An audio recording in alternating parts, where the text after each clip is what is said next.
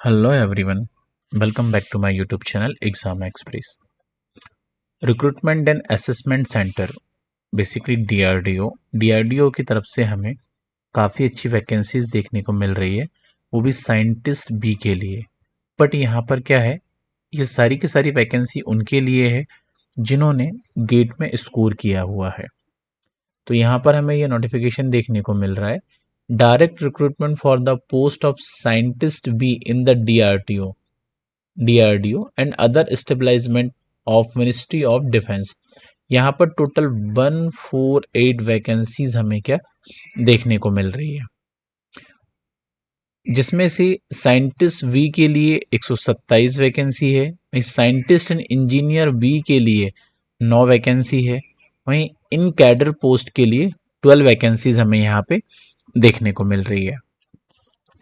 अब यहाँ पर हम जो वैकेंसीज की बात कर रहे हैं, यहाँ पे अलग अलग सेंटर पर पोस्टिंग होने वाली है, जैसे कि कुछ दिल्ली पर, कुछ पुणे में, ठीक है, कुछ जालंधर में, कुछ भोपाल में।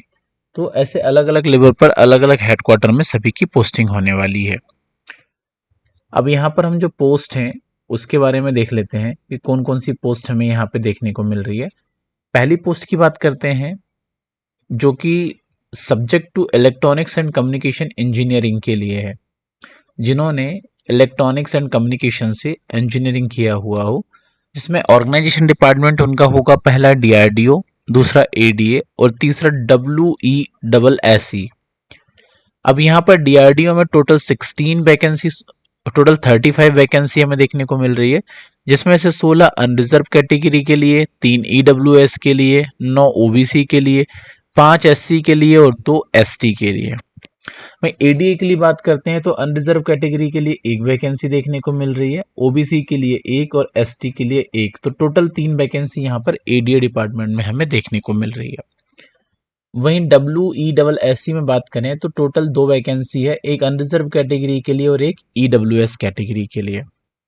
मैं एसेंशियल क्वालिफिकेशंस की अगर हम बात करते हैं यहाँ पर, तो at least first class bachelor degree होना चाहिए in engineering and technology and electronics and communication from the recognised university या इक्विवेलेंट में। मैं गेट क्वालिफिकेशंस की बात करें तो valid GATE score in the electronics and communication में, जिसमें पेपर कोड होगा ईसी। अब इक्विवेलेंट एक्सेप्टेबल डिग्री की अगर हम बात करें तो electronics and communication, electronics engineering, electronics and computers में industrial electronics, telecommunications, applied electronics, electrical engineering, and any other relevant discipline with the qualifying degree with mention electronics as the main discipline. Next जो हमें department देखने को मिल रहा है, mechanical engineering department. Mechanical engineering में DRDO में total 33 vacancy है, जिसमें से 14 अनरिजर्व कैटेगरी के लिए है, 3 वैकेंसी यहाँ पर हमें ओबीसी कैटेगरी के ईडब्ल्यूएस के लिए हमें देखने को मिल रही है, 9 ओबीसी के लिए, 5 एससी के लिए और 2 एसटी के लिए। नेक्स्ट डिपार्टमेंट है एडीए। यहाँ पर टोटल 1 वैकेंसी है और वो ओबीसी कैटेगरी के लिए है। एसेंशियल क्वालिफिकेशंस की बात करें, मैकेनिकल इंजीनियरिंग से एटलीस्ट आपने बीटेक किया हो और साथ ही साथ आपने गेट क्वालिफाइड किया हुआ हो। नेक्स्ट वैकेंसी हमें देखने को मिल रही है computer science and engineering department में, जहां डीआरडीओ की तरफ से 29 वैकेंसी है, 11 यहाँ पर अनरिजर्व कैटेगरी के लिए है, 3 ईडब्ल्यूएस के लिए, 8 ओबीसी के लिए, 4 एससी के लिए और 3 एसटी के लिए। सेम वैसे एडीए के लिए बात करें, यहाँ पर 2 वैकेंसी है अनरिजर्व कैटेगरी के लिए, 1 वैकेंसी ओबीसी के लिए, टोटल 3 वैकेंसी है। सीएमई डिपार्टमेंट की बात करें तो टोटल यहाँ पर 1 वैकेंसी है और वो अनरिजर्व कैटेगरी के लिए हमें देखने को मिल रही है। डब्ल्यूईएसएसई में बात करें, यहाँ पर भी 1 वैकेंसी हमें अनरिजर्व कैटेगरी के लिए देखने को मिल रही है। एसेंशियल क्वालिफिकेशंस की बात करते हैं तो at least first class bachelor degree होना चाहिए इन इंजीनियरिंग या technology and computer science and engineering, और साथ ही साथ वैलिड गेट स्कोर कार्ड होना चाहिए कि आपने एटलीस्ट गेट क्वालिफाई किया हुआ हो। और ये सारी की सारी क्या डायरेक्ट रिक्रूटमेंट है। नेक्स्ट वैकेंसी हमें देखने को मिल रही है इलेक्ट्रिकल इंजीनियरिंग डिपार्टमेंट में। यहाँ पर डीआरडीओ की तरफ से 6 वैकेंसी है, जिसमें से 3 वैकेंसी अनरिजर्व कैटेगरी के लिए, एक ईडब्ल्यूएस के लिए, एक ओबीसी के लिए और एक एससी के लिए देखने को मिल रही है। सीएमई डिपार्टमेंट में ओबीसी के लिए ओनली एक वैकेंसी हमें देखने को मिल रही है। यहाँ पर भी आपका क्या है कि फर्स्ट क्लास है ना बैचलर डिग्री होना चाहिए आपकी इन इलेक्ट्रॉनिक्स इंजीनियरिंग में या इलेक्ट्रिकल इंजीनियरिंग में। साथ ही साथ वैलिड गेट स्कोर होना चाहिए यहाँ पर इलेक्ट्रिकल इंजीनियरिंग में, जो आपने यहाँ पे क्या क्वालिफाई किया हुआ हो। नेक्स्ट हमें जो वैकेंसी देखने को मिल रही है material engineering and material science engineering and metrological engineering department में। यहाँ पर डीआरडीओ की तरफ से टोटल 4 वैकेंसी है। 2 वैकेंसी अनरिजर्व कैटेगरी के लिए, एक वैकेंसी ओबीसी कैटेगरी के लिए और एक वैकेंसी एससी कैटेगरी के लिए। भाई एडीए डिपार्टमेंट में बात करें तो टोटल यहाँ पर एक वैकेंसी देखने को मिल रही है और वो भी अनरिजर्व कैटेगरी की तरफ से। नेक्स्ट बात करें हम जो फिजिक्स के लिए हमें वैकेंसी यहाँ पे देखने को मिल रही है डीआरडीओ की तरफ से, तो यहाँ पर 4 वैकेंसीज हैं ओनली। एक अनरिजर्व कैटेगरी के लिए, एक ईडब्ल्यूएस, एक ओबीसी और एक एसटी के लिए। यहाँ पे क्या है जो फिजिक्स में है तो at least first class master degree होना चाहिए in science of the subject physics में। साथ ही साथ वैलिड गेट स्कोर कार्ड होना चाहिए। नेक्स्ट वैकेंसी हमें देखने को मिल रही है केमिस्ट्री में। केमिस्ट्री में टोटल 3 वैकेंसी है, जिसमें से एक अनरिजर्व कैटेगरी के लिए, एक ओबीसी के लिए और एक एससी के लिए। साथ ही साथ रिलेवेंट फील्ड में क्या है कि बीटेक होना चाहिए और वैलिड गेट स्कोर कार्ड होना चाहिए। केमिकल इंजीनियरिंग में बात करें तो टोटल यहाँ पर हमें 3 वैकेंसी देखने को मिल रही है, जिसमें से 2 वैकेंसी अनरिजर्व कैटेगरी के लिए और एक वैकेंसी ओबीसी कैटेगरी के लिए। वहीं बात करते हैं हम एरोनॉटिकल या एरोस्पेस इंजीनियरिंग के लिए, तो टोटल यहाँ पर हमें 5 वैकेंसी डीआरडीओ डिपार्टमेंट में और एक वैकेंसी एडीएम में देखने को मिल रही है, जिसमें से एक एक सभी कैटेगरी के लिए, एक अनरिजर्व के लिए, एक ईडब्ल्यूएस के लिए, एक ओबीसी के लिए, एक एससी के लिए और एक एसटी के लिए।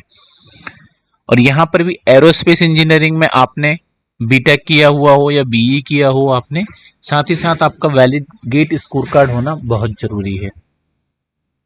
नेक्स्ट वैकेंसी हमें देखने को मिल रही है मैथमेटिक्स डिपार्टमेंट में। टोटल यहाँ पर 2 वैकेंसी है डीआरडीओ डिपार्टमेंट में, जिसमें से एक जो है वो अनरिजर्व कैटेगरी के लिए है और एक वैकेंसी जो है वो ओबीसी कैटेगरी के लिए है। वही नेक्स्ट डिपार्टमेंट जो है मैथमेटिक्स में सीएमई का है, यहाँ पर एक वैकेंसी एससी कैटेगरी के लिए देखने को मिल रही है हमें। यहाँ पर at least first class master degree होना चाहिए इन मैथमेटिक्स में आपकी, और साथ ही साथ वैलिड गेट स्कोर कार्ड होना चाहिए आपके पास। नेक्स्ट सिविल इंजीनियरिंग डिपार्टमेंट, यहाँ पर डीआरडीओ में ओनली एक वैकेंसी है, वो भी अनरिजर्व कैटेगरी के लिए। इसमें आपने सिविल से इंजीनियरिंग किया हो, साथ ही साथ आपने गेट क्वालिफाइड किया हुआ हो। नेक्स्ट वैकेंसी है बायोमेडिकल इंजीनियरिंग में। यहाँ पर डीआरडीओ की तरफ से टोटल 2 वैकेंसी है, एक इसमें एससी के लिए और एक एसटी के लिए। नेक्स्ट डिपार्टमेंट है एंटोनोमोलॉजी, जहाँ पर हमें एएफएमसी डिपार्टमेंट में एक वैकेंसी देखने को मिल रही है ओबीसी के लिए। यहाँ पर बेसिकली ठीक है, एंटोमोलॉजी में आपका क्या सर्टिफिकेशंस होना चाहिए, एटलीस्ट आपने यहाँ से मास्टर डिग्री किया हुआ हो और साथ ही साथ आपकी वैलिड स्कोर कार्ड होना चाहिए। नेक्स्ट है बायोस्टैटिक्स में, यहाँ पर एक वैकेंसी है, एक वैकेंसी अनरिजर्व कैटेगरी के लिए है। क्लिनिकल साइकोलॉजी एएफएमसी डिपार्टमेंट में एक वैकेंसी है, यहाँ पर भी साइकोलॉजिकल एसएनसी जालंधर या एसएससी भोपाल के लिए यहाँ 3 वैकेंसी है, 2 वैकेंसी अनरिजर्व कैटेगरी के लिए और एक वैकेंसी जो है ओबीसी कैटेगरी के लिए है। तो यहाँ पर जो है बेसिकली एसेंशियल क्वालिफिकेशंस की अगर हम यहाँ पे बात करते हैं तो आपकी साइकोलॉजी डिपार्टमेंट में साइकोलॉजी में ऑलरेडी आपके पास सर्टिफिकेशंस होना चाहिए मास्टर डिग्री का, और गेट का आपका क्वालिफाइड स्कोर कार्ड होना चाहिए जो कि आपने ह्यूमैनिटी एंड सोशल साइंस से क्वालिफाइड किया हुआ हो। तो टोटल यहाँ पर हम बात करें डीआरडीओ की तरफ से हमें 125 प्लस वैकेंसी देखने को मिल रही है। एडीएम में 9, डब्ल्यूएससी में 3, सीएमई में 3, एफएमसी में 3 और एससीएन जालंधर या एसएससी भोपाल में हमें 3 वैकेंसी यहाँ पर देखने को मिल रही है। Students appearing appears in the final year semester examination या expecting to achieve first class after final examination may also apply the condition that will submit degree provisional degree certificates on या before 31 जुलाई 2025। आपको 31 जुलाई 2025 के पहले पहले क्या है कि आपकी जो प्रोविजनल डिग्री वो प्रोवाइड करनी होगी। फॉर्म फिल करने के लिए आपको क्या करना है, इनकी ऑफिशियल वेबसाइट है, rac.gov.in आपको यहाँ पर आना है। यहाँ पे इस नोटिफिकेशन में आप क्लिक करेंगे। क्लिक करने के बाद यहाँ पे आपको लिंक जनरेट होगी।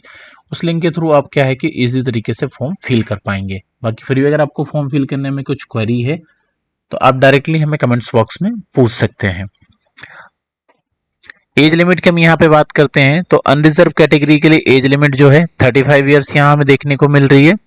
ओबीसी कैटेगरी के लिए 38 ईयर्स और SC ST कैटेगरी के लिए 40 ईयर्स की एज लिमिट हमें यहाँ पे क्या देखने को मिल रही है। साथ ही साथ यहाँ पे हम बात करते हैं documents to be uploaded online. सारे के सारे डॉक्यूमेंट्स क्या आपके ऑनलाइन अपलोड होंगे और आपको सारे डॉक्यूमेंट्स 100 से 500 KB के बीच में स्कैन कर लेने हैं और सेल्फ अटेस्टेड कॉपी यहाँ पे क्या अटैच्ड होगी। इंपॉर्टेंट डेट में हम बात कर लेते हैं। जैसे नोटिफिकेशन जिस डेट से रिलीज हुआ है उससे 21 दिन के बाद में नोटिफिकेशन क्लोज हो जाएगा। 21वें दिन इससे ज़्यादा ओपन नहीं रहेगा। तो आप लास्ट डेट का विशेष ध्यान रखें और फॉर्म टाइम से फिल करें। एप्लीकेशन फीस की अगर हम यहाँ पर बात करते हैं, अगर आप अनरिजर्व कैटेगरी के कैंडिडेट हैं या फिर ओबीसी या फिर EWS कैटेगरी के कैंडिडेट हैं तो 100 रुपीज़ एप्लीकेशन फीस आपकी चार्ज होगी। वहीं अगर आप SC ST या PWD कैटेगरी में आते हैं तो आपके लिए फीस एग्जम्प्टेड होगी। स्क्रीनिंग एंड शॉर्ट लिस्टिंग की अगर हम बात करते हैं तो गेट स्कोर कार्ड के बिहाफ पर 1:10 के हिसाब से शॉर्ट लिस्टिंग होगी। जैसे कि एक वैकेंसी है तो वहां पर 10 कैंडिडेट चूज किए जाएंगे और फिर इंटरव्यू होने के बाद उन 10 में से किसी एक को फाइनलाइज किया जाएगा। साथ ही साथ आपका क्या है कि वेरिफिकेशन होगा of the GATE score card का। तो आपके पास में गेट स्कोर कार्ड का वेरीफाइड होना चाहिए। बाकी यहाँ पे जनरल इंस्ट्रक्शन मेंशन है। आप जनरल इंस्ट्रक्शन को स्टडी कर लें फॉर्म फिल करने से पहले, सो दैट क्या है आपके लिए बहुत ज़्यादा हेल्पफुल रहे। बाकी अगर आपको फिर भी कुछ क्वेरीज है, डाउट्स है, कंफ्यूजन है तो आप इनके ऑफिशियल ईमेल आईडी pro.recruitment@gov.in पर अपनी क्वेरी रेज कर सकते हैं या फिर आप इनके ऑफिशियल नंबर पर कॉल करके भी अपनी क्वेरीज आस्क कर सकते हैं। बाकी फिर भी आप चाहें तो हमें कमेंट्स बॉक्स में अपनी क्वेरी ड्रॉप कर सकते हैं। बाकी आप ऑल इंडिया लेवल की सभी तरीके की जॉब अपडेट्स के लिए हमारे यूट्यूब चैनल एग्जाम एक्सप्रेस को आप सब्सक्राइब कर सकते हैं। साथ ही साथ आप बेल आइकन दबाना बिल्कुल ना भूलें, जिससे कि हो फ्यूचर में जो भी जॉब अपडेट्स आए वो आपसे मिस ना हो पाए। तो इसी के साथ हम आज का सेशन यहीं पर क्लोज करते हैं। This is Sudhir Sahu signing off this session. Thank you.